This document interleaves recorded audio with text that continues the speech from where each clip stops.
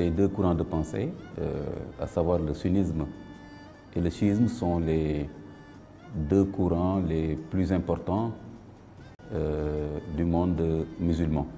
Le sunnisme, comme son nom l'indique, indique en fait un groupe parmi les musulmans qui a considéré que à la fin de la mission du prophète Mohammed alayhi salatu wassalam, il appartenait à la communauté musulmane dans son ensemble de se désigner un successeur et de se baser sur les références que sont le Coran et les enseignements et la pratique du prophète Mohammed sallallahu alayhi wa sallam pour continuer à propager le message de l'islam. Alors que pour le chiisme, c'est un groupe de musulmans qui a considéré que après la fin de la mission du prophète, c'est-à-dire après son décès, qu'il revenait à sa famille de sang, désignée par Dieu selon leur interprétation, d'être à la tête de la communauté musulmane. Donc il ne s'agit pas du tout pour les chiites de considérer que la succession du prophète est laissée à la communauté, mais elle est laissée à l'imam. Donc la figure de l'imam est très importante dans le chiisme, mais quel imam? C'est un imam qui est infaillible, qui reçoit sa fonction directement de Dieu, ce que les sunnites contestent. On reproche beaucoup au sunnisme de ne pas être hiérarchisé, contrairement au chiisme, où c'est l'ayatollah qui dirige la communauté. Effectivement, pour les sunnites, ils ont des fondements scripturaires. La succession du prophète revient à l'ensemble de la communauté. Donc c'est la communauté qui devient responsable de son destin, de son avenir, et qui doit choisir librement les dirigeants, n'est-ce pas, qu'elle considère comme étant aptes à conduire, n'est-ce pas, le travail, n'est-ce pas, de l'islam. Parce que pour les sunnites, effectivement, après le prophète, il n'y a plus de révélation, il n'y a pas une personne qui soit investie d'une mission divine en tant que telle.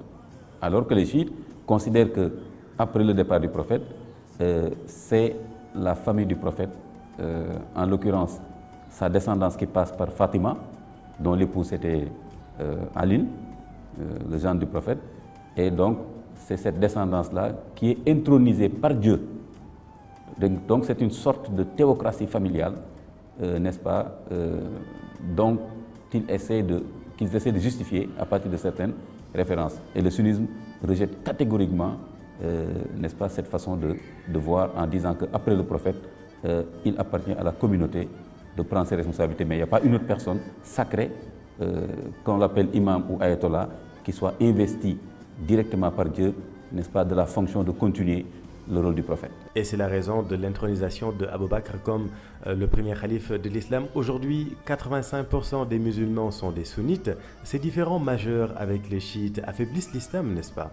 Mais parfaitement. Et il y a eu beaucoup de tensions, beaucoup de problèmes liés à ces deux façons de voir. On peut dire qu'il y a eu une certaine stabilité à partir du moment où Abu Bakr a été investi comme calife.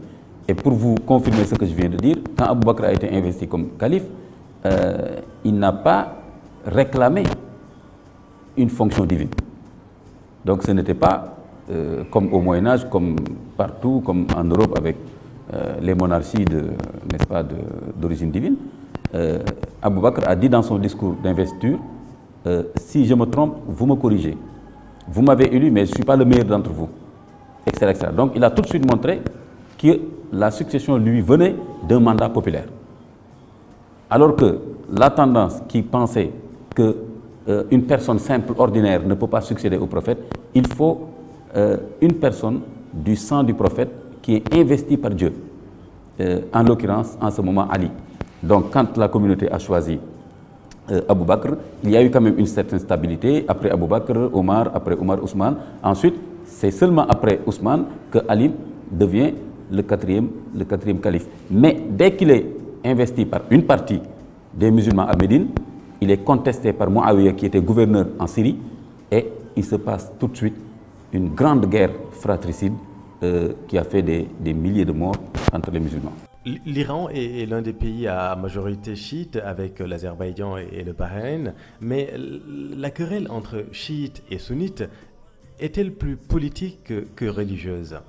Alors, les deux. Les deux.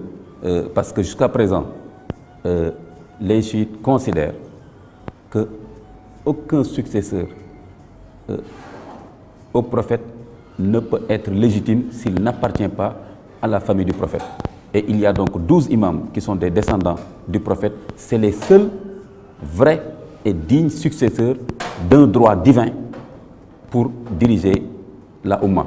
Alors que la communauté sunnite considère qu'à chaque époque, il appartient aux musulmans de choisir un dirigeant. Ça, c'est déjà un problème. Et ça, c'est un problème religieux. On ne peut pas dire que c'est politique. Ça, c'est un problème de doctrine.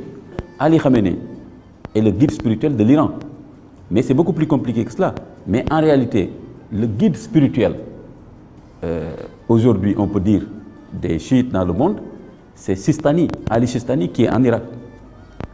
C'est vraiment lui le guide, on peut dire le moufti, n'est-ce pas, vraiment des chiites dans le monde. Mais Ali Khamenei, n'est-ce pas, lui, il est guide spirituel et il a un État qu'il contrôle. Ali Sistani ne contrôle pas un État, mais il n'en est pas moins plus puissant en réalité, parce que justement, le fait qu'il n'a pas un territoire particulier lui donne plus de marge, n'est-ce pas, pour donner des directives, n'est-ce pas, à l'ensemble de la communauté chiite. Lors de son discours à Riyad devant une cinquantaine de pays musulmans, le président Donald Trump a appelé à l'isolation de l'Iran. Quelle est votre réaction?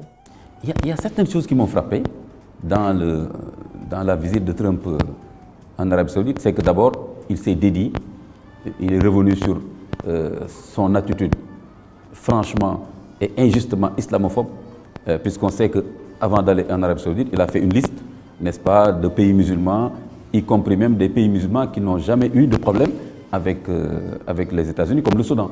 Son discours à Riyad, c'est presque le contraire de ce qu'il disait avant d'arriver à Riyad. Il est venu à Riyad chercher des contrats. Donc, en général, l'Arabie Saoudite représente pour eux le wahhabisme, l'obscurantisme, le pays où les femmes ne sont pas libres, où on fouette les gens, on lapide, etc. Et pourtant, on vient là-bas chercher de l'argent. Ça, c'est déjà étonnant. Deuxième chose, son discours est complètement vide, incomparable avec le discours d'ouverture d'Obama en Égypte. Il n'y a aucune... En 2009, à l'université du Caire, Obama avait tenu un discours vraiment d'espoir, n'est-ce pas, un discours d'ouverture, n'est-ce pas, de partenariat, n'est-ce pas, de fraternité. Et là, Trump, c'est un discours guerrier et un discours qui montre complètement comment la personne ignore, n'est-ce pas, les réalités. Je voudrais rajouter aussi un point qui m'a frappé. On a vu que Mme Trump, n'est-ce pas, quand elle est venue au niveau du roi. Melania Trump. Voilà.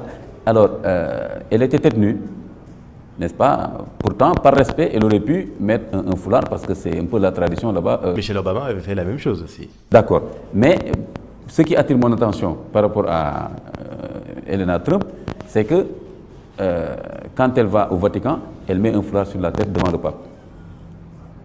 Donc je me suis dit simplement, parallélisme de forme.